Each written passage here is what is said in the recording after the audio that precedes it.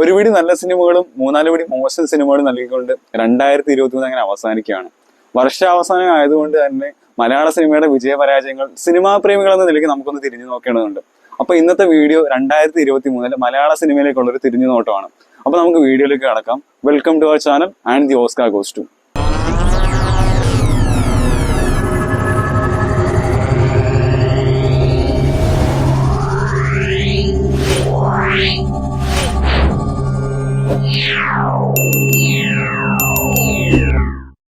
OTT-യിലും തിയേറ്ററിലുമായിട്ട് 200ഓളം സിനിമകളാണ് 2023 മലയാളത്തിൽ ഇറങ്ങിയത്. ഇതിൽ 2023 ജനുവരി 1 അരുൺ കിഷോറിന്റെ ഡയറക്ഷനിൽ ഇറങ്ങിയ ചൂടാണ് 2023 ആദ്യത്തെ സിനിമ.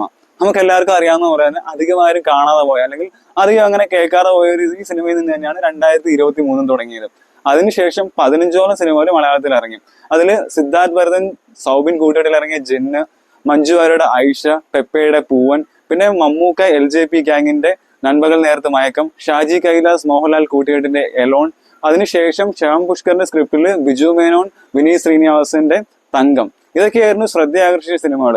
ജനുവരിയിൽ ജനങ്ങൾ ഏറ്റവും കൂടുതൽ അക്സെപ്റ്റ് ചെയ്തത് നൻപകൽ നേരത്തെ മയക്കമായിരുന്നു. നല്ലൊരു ഹിറ്റ് സിനിമയായിരുന്നു അത്. തങ്കവും പിന്നെ ഐഷയും ജനങ്ങൾ അക്സെപ്റ്റ് ചെയ്തെന്നുണ്ടെങ്കിലും എന്താ പറയുക, അത്ര വലിയൊരു ഹിറ്റ് അല്ലായിരുന്നു. ബാക്കിയുള്ള സിനിമകളിൽ നിന്ന് ജനങ്ങൾ എന്ത് എക്സ്പെക്ട് ചെയ്തോ അത് മാത്രമായിരുന്നു ആ സിനിമകളിൽ നിന്ന് ജനങ്ങൾക്ക് കിട്ടിയതും. മോഹൻലാൽ ഷാജി കൈലാസ് കൂട്ടുകെട്ടിൽ ഇറങ്ങിയ എലോൺ ആയിരുന്നു 2023 ആദ്യത്തെ ഒരു ഫ്ലോപ്പ് സിനിമ എന്ന് വേണമെങ്കിൽ പറയാം. കാരണം കൊറോണ സമയത്ത് അവർക്ക് സിനിമ പൈസ ഉണ്ടാക്കാൻ വേണ്ടിയിട്ട് ഇറങ്ങിയൊരു സിനിമയായിട്ടാണ് എലോണിനെ ജനങ്ങൾ അക്സെപ്റ്റ് ചെയ്തത്. പിന്നെ ഫെബ്രുവരിയിൽ ഇരട്ട റിലീസ് ചെയ്തിട്ട് കുറച്ച് പ്രേക്ഷക പ്രശംസയൊക്കെ പിടിച്ചു പറ്റിക്കൊണ്ട് അങ്ങനെ മുന്നോട്ട് പോകുമ്പോഴാണ് അധികം പ്രൊമോഷൻ ഒന്നും ഇല്ലാതെ ഒരു സിനിമ വന്നിട്ട് ഹിറ്റ് അടിക്കുന്നത്. യെസ്, രോമാഞ്ചം. അതുവരെ തിയേറ്ററിൽ ആളൊന്നും ഇല്ലാതിരുന്ന സമയത്ത് രോമാഞ്ചം റിലീസ് ചെയ്യുകയും ഹൗസ്ഫുൾ ആയിട്ട് തിയേറ്റർ ഫുള്ളായിട്ട് ഓടുകയും ചെയ്തു. കാരണം അത്രയ്ക്ക് മനോഹരമായിട്ടുള്ള സിനിമയായിരുന്നു. നമ്മളെ ഒരുപാട് ചിരിപ്പിച്ചൊരു സിനിമയായിരുന്നു രോമാഞ്ചം. ഏത് തരത്തിലുള്ള ആൾക്കാർക്കും കാണാൻ പറ്റിയൊരു ബെസ്റ്റ് സിനിമയായിരുന്നു രോമാഞ്ചം. പിന്നെ ഫെബ്രുവരിയിൽ 20 സിനിമകളാണ് ഇറങ്ങിയത്. അതിൽ ബി ഉണ്ണികൃഷ്ണൻ മമ്മൂക്ക ടീമിന്റെ ക്രിസ്റ്റഫർ ഇറങ്ങി. ഈ എലോൺ ആയിരുന്നാലും ട്രോളന്മാർ വഴിയൊക്കെ നമ്മൾ അറിഞ്ഞു പൊട്ടിയെന്നും ഫ്ലോപ്പ് ആയിരുന്നു ഒക്കെ. പക്ഷെ ക്രിസ്റ്റഫർ അത്ര മികച്ചതായതുകൊണ്ട് തന്നെ ട്രോളന്മാർ പോലും ആ വഴിക്ക് പോയിട്ടില്ല എന്നതാണ് സത്യം. പിന്നെ ഫെബ്രുവരി മാസത്തിൽ വസന്തി, വെടിക്കെട്ട്, രേഖ, എങ്കിലും ചന്ദ്രിക, പ്രണയവിലാസം എന്നീ സിനിമകളൊക്കെ റിലീസ് ചെയ്തു. അതിൽ വസന്തിക്കായിരുന്നാലും ഒരു അവാർഡ് കിട്ടി. പിന്നെ കുറച്ച് ആൾക്കാർ കാണുകയും ചെയ്തു. ഈ സിനിമകളൊക്കെ കുറച്ച് ആൾക്കാർ കണ്ട് ഓക്കെ റിവ്യൂസ് ആണ് പറഞ്ഞത്. എന്ന് വെച്ചാൽ വൺ ടൈം വാച്ചബിൾ ആണ്, കണ്ടിരിക്കാം എന്നൊക്കെയാണ് പറഞ്ഞത്. പിന്നെ ഇറങ്ങി അങ്ങനെ അങ്ങ് പോയി.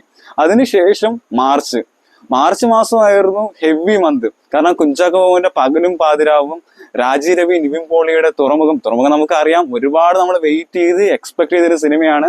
അതിനുശേഷം ആസിഫ് അലിയുടെ മഹേഷും മാരുതിയും. 25 സിനിമ ഇറങ്ങി ഫെബ്രുവരി മാസത്തിൽ. ഈ സൂപ്പർ താരങ്ങളുടെ 3 സിനിമകളായിരുന്നു മെയിൻ. ഈ സിനിമകൾ ഇറങ്ങി, പോസ്റ്റർ കണ്ടു, അത്ര തന്നെ. സിനിമ വന്നതും അറിഞ്ഞില്ല, പോയതും അറിഞ്ഞില്ല. ഈ സിനിമ സൂപ്പർ താരങ്ങൾക്കോ അല്ലെങ്കിൽ നമുക്കോ അറിയില്ല ഈ സിനിമയുടെയൊക്കെ ഗതി എന്തായെന്നുള്ളത്. ഒരു എന്ന് പറഞ്ഞ മാമുക്കോയ ചിത്രവും മാർച്ച് മാസത്തിലാണ് റിലീസ് ചെയ്തത്. അതിനുശേഷം ആളങ്കം, കള്ളനും ഭഗവതിയും, ഹിഗ്ഗിറ്റ എന്നീ സിനിമകൾ ഇറങ്ങി. ഞാൻ നേരത്തെ പറഞ്ഞ ഇറങ്ങി, പോസ്റ്റർ കണ്ടു, അത്ര തന്നെ. ബാക്കി കണ്ടവരൊക്കെ സോഷ്യൽ മീഡിയ വഴി പറയുന്നത് വൺ ടൈം വാച്ചബിൾ ആണ് ഈ സിനിമകൾ എന്നൊക്കെയാണ്. പിന്നെയും അധികം പ്രൊമോഷൻ ഒന്നും ഇല്ലാതെ വളരെ ലോ ബഡ്ജറ്റിൽ വന്ന പുരുഷപ്രേതം, വലിയ സൂപ്പർ താരങ്ങളൊന്നും ഇല്ലാതെ വന്ന ഈ സിനിമയായിരുന്നു മാർച്ചിൽ പിന്നെയും ജനങ്ങൾ കണ്ടിരുന്നത്. ഏപ്രിൽ മാസത്തിൽ കൊറോണ പേർപ്പസ്, അടി, മദനോത്സവം, കഠിന കടോരമേ, അണ്ടകടാകം, പേര് തന്നെ കേട്ടില്ലേ. പടം ഒരു തോൽവിയായിരുന്നു.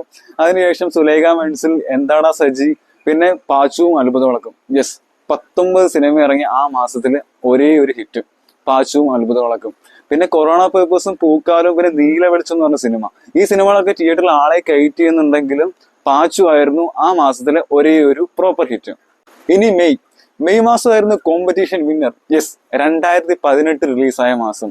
100 കോടി ക്ലബിൽ കയറിയ സിനിമ നമ്മളെല്ലാം രോമാഞ്ചം കൊള്ളിച്ചു. അതായത് രോമാഞ്ചം സിനിമ റിലീസ് ആയതിനു ശേഷം തിയേറ്ററിൽ ആൾക്കാരെ കുത്തി നിറച്ചോടിയ സിനിമയായിരുന്നു 2018. പാൻ ഇന്ത്യ ലെവലിൽ റീച്ച് കിട്ടിയൊരു സിനിമയായിരുന്നു 2018. അതിനുശേഷം ജാക്സൺ ബസാർ യൂത്ത്, തൃശങ്കു, ജാനകി ജാനെ, നെയ്മർ എന്നീ സിനിമകളൊക്കെ പിന്നെയും നമുക്ക് പറഞ്ഞാൽ ഓർമ്മ വരുന്ന സിനിമകളാണ്. നിങ്ങൾക്ക് ഞാൻ പറഞ്ഞാൽ മനസ്സിലായി കാണുമല്ലോ, പറഞ്ഞാൽ ഓർമ്മ വരുന്ന സിനിമകൾ. ബാക്കിയൊന്നും അത്ര പ്രേക്ഷക പ്രശംസ പിടിച്ചു പറ്റാതെ പോയ സിനിമകളായിരുന്നു. ജൂണിൽ 21 സിനിമകൾ ഇറങ്ങി.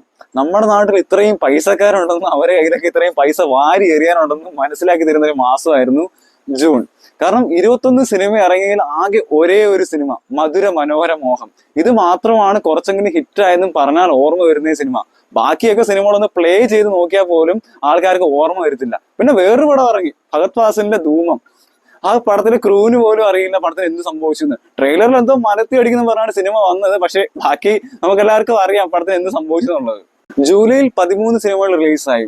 അതിൽ കുഞ്ചാക്കോ ബോബന്റെ പത്മിനി ഇറങ്ങി, അത്ര തന്നെ.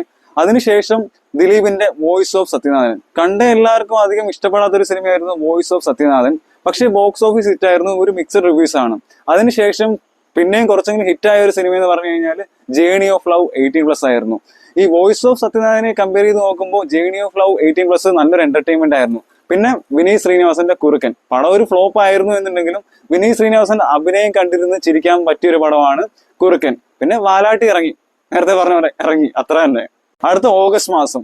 മെയ് മാസം വമ്പൻ സിനിമകൾ ഹിറ്റാക്കിയിട്ട് വിന്നറായി നിൽക്കുമ്പോഴാണ് ഓഗസ്റ്റ് മാസം ഏറ്റവും ഫ്ലോപ്പ് ആയിട്ടുള്ള സിനിമകളാക്കി അതിൽ വിന്നർ ആവുന്നത്.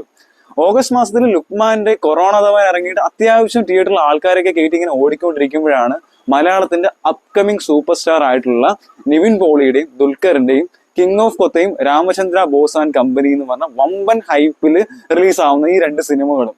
പിന്നെ മലയാള സിനിമ കാണുന്നത് ഒരു വമ്പൻ വിജയമാണ്. ഈ സിനിമയുടെ RDXന്റെ പെപ്പെ, ഷെയ്ൻ നിഗം ആൻഡ് നീരജ് മാധവ് കേന്ദ്ര കഥാപാത്രങ്ങളായിട്ട് RDX യൂത്തന്മാര് ഏറ്റവും കൂടുതൽ ആഘോഷിച്ച് കണ്ടൊരു സിനിമയായിരുന്നു. രോമാഞ്ചത്തിന് ശേഷം തിയേറ്ററിൽ ഏറ്റവും കൂടുതൽ ആൾക്കാരെ കയറ്റി വമ്പൻ ഹിറ്റായ സിനിമയായിരുന്നു RDX.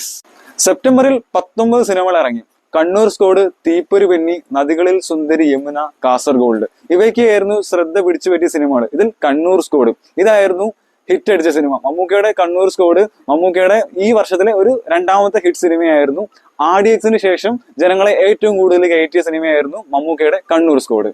ഒക്ടോബറിൽ പുലിമട, ഒറ്റ്, ചാവേർ, ലിറ്റിൽ മിസ് റാവുത്തർ 20 സിനിമ ഇറങ്ങിയ ഈ മാസത്തിൽ ഞാനിപ്പോ പറഞ്ഞ ഈ 4 സിനിമകളാണ് ആൾക്കാർ ഓർത്തെങ്കിലും ഇരിക്കുന്നത്. ഇതിൽ ചാവേറിന് 2 തരത്തിലുള്ള ഓഡിയൻസ് ആണ് ഉള്ളത്. ഇതിൽ ചാവേറിന്റെ മേക്കിങ്ങിനെ പറ്റിയിട്ട് ആൾക്കാർക്ക് എന്താ പറയാ ഒരു മോശവും പറയാനില്ല, ഗംഭീരമാണ്. പക്ഷെ ബാക്കിയുള്ള സിനിമകൾക്ക് എന്ന് പറഞ്ഞാല് ജസ്റ്റ് വന്നു കണ്ടു, അത്ര തന്നെ. നവംബറിൽ ഗരുഡൻ, തോൽവി FC, ഫാലിമി, ശേഷം മൈക്കിൾ, ഫാത്തിമ, ബാന്ദ്ര, പിന്നെ കാതൽ ഇതൊക്കെയായിരുന്നു സിനിമകൾ. വമ്പൻ ഹൈപ്പിൽ ഇറങ്ങിയ ബാന്ദ്രയുടെ അവസ്ഥ നിങ്ങൾക്ക് അറിയാമല്ലോ. ദിലീപിന്റെ അവസ്ഥ എന്താവും എന്തോ. വമ്പൻ ഹൈപ്പൊന്നും ഇല്ലാതെ വളരെ സൈലന്റ് ആയി വന്നിട്ടുള്ള ഗരുഡൻ തിയേറ്ററിൽ നല്ല രീതിയിൽ ആളെ കയറ്റി നല്ലൊരു ഹിറ്റ് അടിച്ചു. പിന്നെ കാതലാണ് കാതൽ മമ്മൂക്കയുടെ 3ാമത്തെ ഹിറ്റ്. നിരൂപക പ്രശംസ നേടിയും തിയേറ്ററിൽ ആളെ കുത്തി നിറച്ചും കാതൽ മമ്മൂട്ടിയുടെ 3ാമത്തെ ഹിറ്റായി 2023. പിന്നീട് അദൃശ്യജാലകങ്ങൾ. പടം കണ്ടവരെല്ലാം നല്ല അഭിപ്രായമാണ് പറഞ്ഞതെങ്കിലും അദൃശ്യജാലകങ്ങൾ തിയേറ്ററിൽ അങ്ങനെ ആളെ കയറ്റിയിട്ടില്ല. ഡിസംബറിലേക്ക് വരുമ്പോൾ ഫിലിപ്സ്, രഞ്ജിത്ത് സിനിമ, ചീന ട്രോഫി, രജനി ഇതൊക്കെയായിരുന്നു സിനിമകളൊക്കെ വന്നു പോയി, അത്ര തന്നെ. പക്ഷെ ആന്റണി ഇറങ്ങി ഹിറ്റായി. ജയരാജന്റെ കാതികൻ ഇറങ്ങി, പക്ഷെ തിയേറ്ററിൽ അധികം ആളുകൾ കയറിയില്ല. കാരണം അധികം ആരെ അറിയിക്കാതെ സിനിമ ഇറക്കി, പിന്നെ പഴയ സ്റ്റൈലിൽ കഥ പറഞ്ഞു പോയി. പക്ഷെ കണ്ടവർ പറയുന്നത് നല്ല സിനിമയാണെന്ന് തന്നെയാണ്. പിന്നെ നമ്മുടെ ലാലേട്ടൻ ജിത്തു ജോസഫ് ടീമിന്റെ നേര് ഇതായിരുന്നു ഈ വർഷത്തെ ലാസ്റ്റ് ഹിറ്റ്. ലാലേട്ടന്റെ തിരിച്ചുവരവ്. നേര് ഇപ്പോഴും തിയേറ്ററിൽ സക്സസ്ഫുള്ളി റണ്ണിങ് ആണ്. പിന്നീട് ഈ വർഷം മലയാളക്കരയിൽ വന്ന് മലയാളികളെ ഹാപ്പിയാക്കി തിയേറ്റർ ഉടമകൾക്ക് ആശ്വാസം നൽകി പോയ സിനിമകൾ. തമിഴിൽ നിന്നും ലിയോ ആൻഡ് ജയിലർ, ഹിന്ദിയിൽ നിന്നും നമ്മുടെ SRKയുടെ ജവാനും പത്താനും. അഭിനേതാവെന്ന നിലയിൽ മമ്മൂക്കയുടെയും ഡയറക്ടർ എന്ന നിലയിൽ ജൂഡ് ആന്റണിയുടെ വർഷമായിരുന്നു 2023. പുതുമുഖ താരങ്ങളെല്ലാവരും നിരാശപ്പെടുത്തിയ വർഷമാണ് 2023. പ്രമുഖ ഡയറക്ടേഴ്സ് എല്ലാവരും വീട്ടിലിരുന്ന വർഷം. പൃഥ്വിരാജിന് ആക്സിഡന്റ് ആയതുകൊണ്ട് ഒരു പൃഥ്വിരാജ് മൂവി വന്നില്ല. പിന്നെ ജയസൂര്യയുടെ ഒരു സോളോ സിനിമ പോലും വന്നതുമില്ല. അപ്പൊ ഇങ്ങനെയൊക്കെയാണ് 2023 മലയാള സിനിമ. 2012 പോലെ വലിയൊരു ഹിറ്റ്സ് ആയിട്ട് 2023 നമ്മുടെ മലയാള സിനിമയ്ക്ക് സൃഷ്ടിക്കാൻ പറ്റിയിട്ടില്ല. എന്നാലും 2024 പ്രതീക്ഷ നൽകുന്നത് ഒരുപാടാണ്.